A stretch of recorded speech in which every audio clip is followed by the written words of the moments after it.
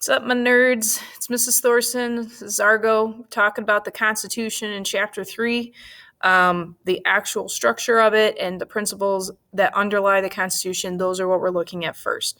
So, what is in the actual Constitution? Well, there's three parts to it. The preamble, that is the short paragraph at the beginning that just says, what is the purpose of everything we do? I'm sure you guys listened or sang or had to memorize the song when you were younger, the We the People in order to form more perfect union.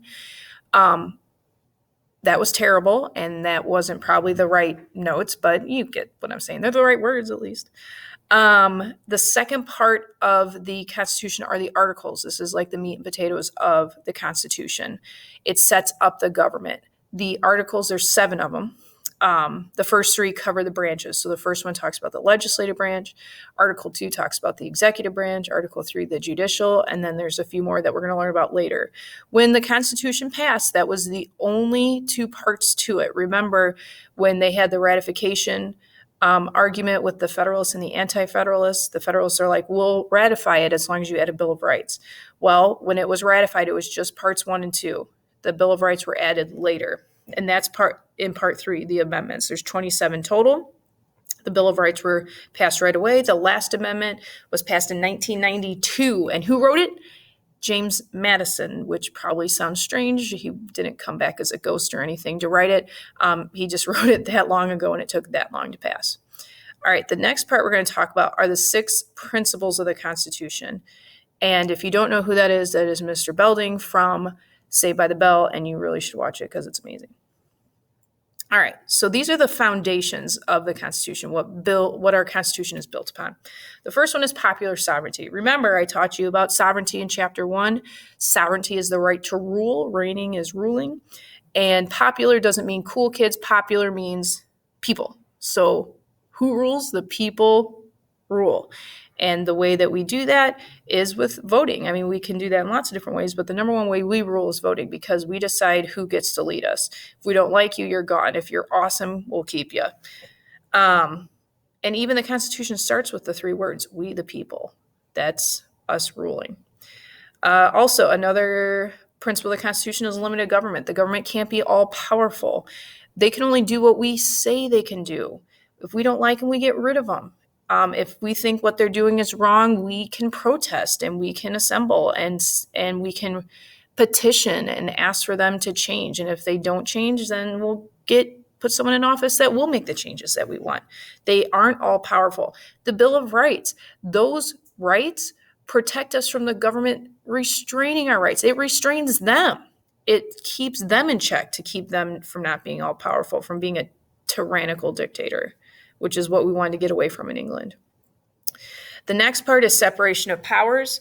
So we have 3 branches with 3 distinct powers that don't overlap. We don't want them to do that. We have the legislative branch. Now, here's something that you'll want to jot down. They each do a million different things, the 3 branches, but you need to know their one main job, okay? So the legislative branch's main job is their main job, write this down, they make the laws. They're the ones that actually write the laws and will eventually send it to the president. Now, the executive branch, their main job is to execute or enforce the laws. If you have a law and it's not enforced, it's just words on paper. If the speed limit says 25 and you're going 75 and the cop doesn't enforce it, then it doesn't mean anything. It's just, again, words on paper. You got to have someone who actually enforces it. And then the judicial branch's job is to interpret the laws. So they look at laws that people might be like, I don't think this is fair. Can you look at this? And their job is to look at the law and decide whether it's fair or not. So make the laws, interpret the laws. Make the laws, execute the laws, interpret the laws. All right. Next is checks and balances. I'm sure you've heard of this before.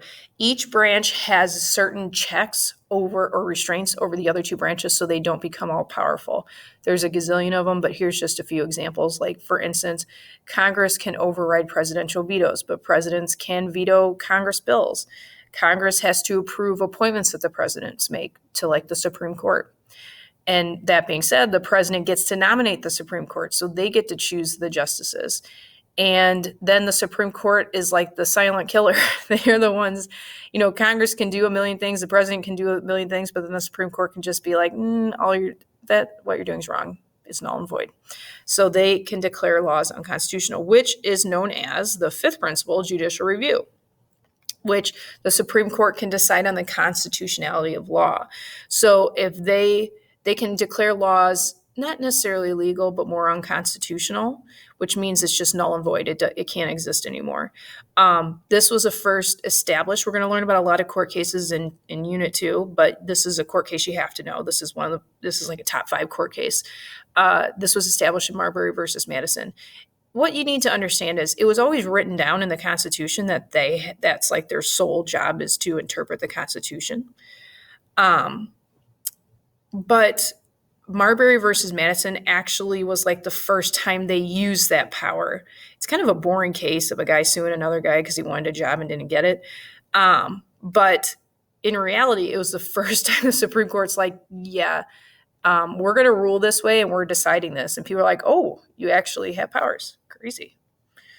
And then the last principle is federalism. Federalism, again, we talked about this in Chapter 1. It's the idea that states have powers and the national government have powers. This is another compromise that was made to make the anti-federalists happy too, because they wanted the power at the state and local. The Federalists wanted the power at the national level. If you've seen Hamilton, Hamilton was a huge, huge Federalist. He was probably like the king of the Federalists. And they said, well, James Madison kind of stepped in and said, let's have a happy combination. Let's give powers to both levels. And so we'll see this, especially in Chapter 4, like I said before, when this is going to be described even in more detail. All right, that's it today. Have a good one. Adios.